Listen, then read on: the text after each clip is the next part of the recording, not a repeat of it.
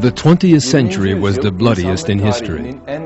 250 million people died in wars, mass slaughter, and political murders. The ideology known as communism bears the greatest responsibility for this terrible savagery. This is an ideology that promises so-called equality and justice, but which brings with it only bloodshed, death, and fear. In this film, we shall be examining the bloody century of communism and seeing the terrible misery this ideology inflicted on humanity. It will be impossible for the world to avoid similar tragedies in the future unless it learns from the past.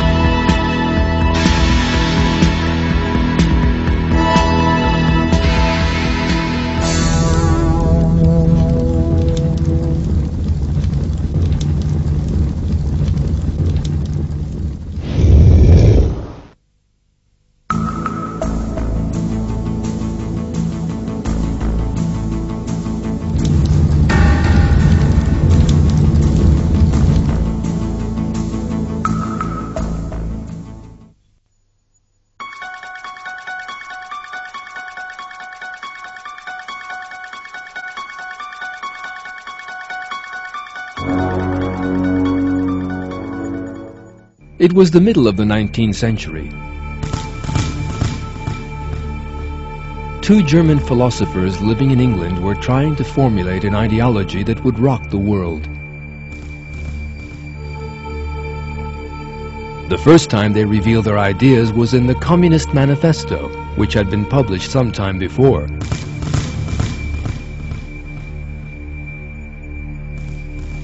One of these two philosophers was Karl Heinrich Marx, the other Friedrich Engels. These two believed in a philosophy known as materialism.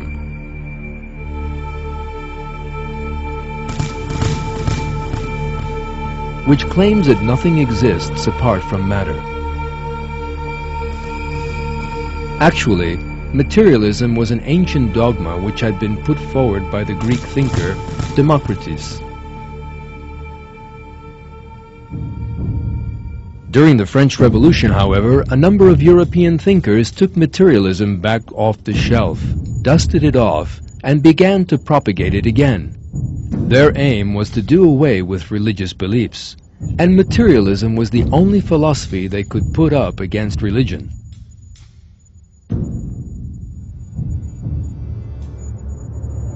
While supporting materialism on the one hand, Marx and Engels turned to a method known as dialectics, which claimed that conflict was the basic law of nature. For that reason, their theories came to be called dialectical materialism. Dialectics was a hypothesis maintaining that all development in the universe comes about as a result of conflict. The two philosophers attempted to interpret the history of the world in terms of dialectical materialism. Marx wrote books on history and economics, attempting to make these conform to that dogma, and Engels did the same for science and philosophy. Furthermore, Marx tried to see into the future. In his view, the industrialized nations of Europe would shortly undergo bloody revolutions as a result of the dialectical principle of conflict. The working class, oppressed by the capitalists, would rise up and seize power, after which a communist system would be established. The concepts of religion, morality, and the family would have no place in this communist society. Marx and Engels were faced with a major difficulty, however. They viewed human history through the lens of dialectical materialism, even if they had to distort that history in the process. But what about natural history? How had living things come into existence? There simply had to be a materialistic answer to that important question. That answer was provided by another ideologue, again living in England at the time.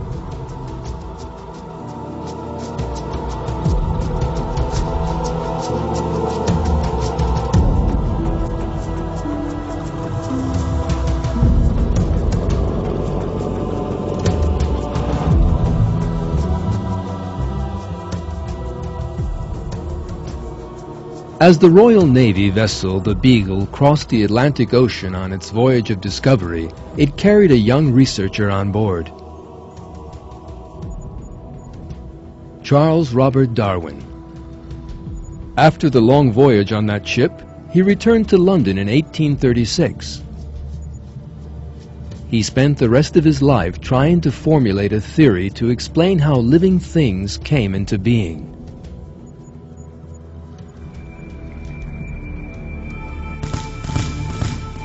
Darwin unveiled his theory in The Origin of Species, published in 1859. In it, he maintained that living things came into being in just the same way that materialist philosophy claimed. In other words, by a series of coincidences. What is more, he proposed that these coincidences work by means of conflict, as dialectic. In short, Darwin adopted nature to dialectical materialism.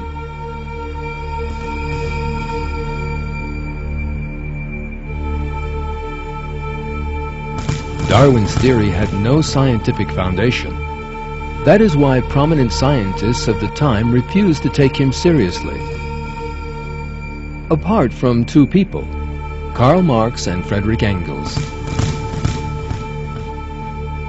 Just 1 month after the publication of The Origin of Species on December 12, 1859, Engels began a letter to Marx with the words,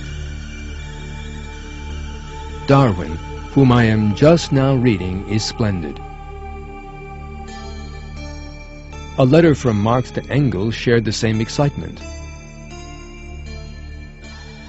These last few weeks I have read all sorts of things, among others, Darwin's book of natural selection. This is the book which contains the basis in natural history for our view.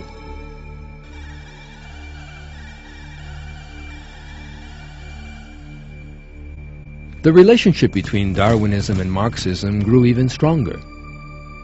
Marxists adopted the theory of evolution as their own scientific foundation. These duly spread under the influence of Darwinism. The books of Marx and Darwin appeared together in communist posters of the time.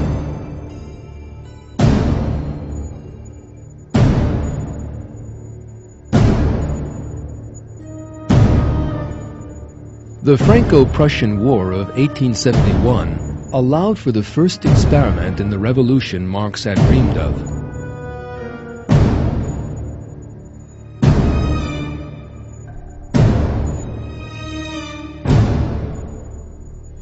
France was defeated, and the imperial administration overthrown, leaving a power vacuum.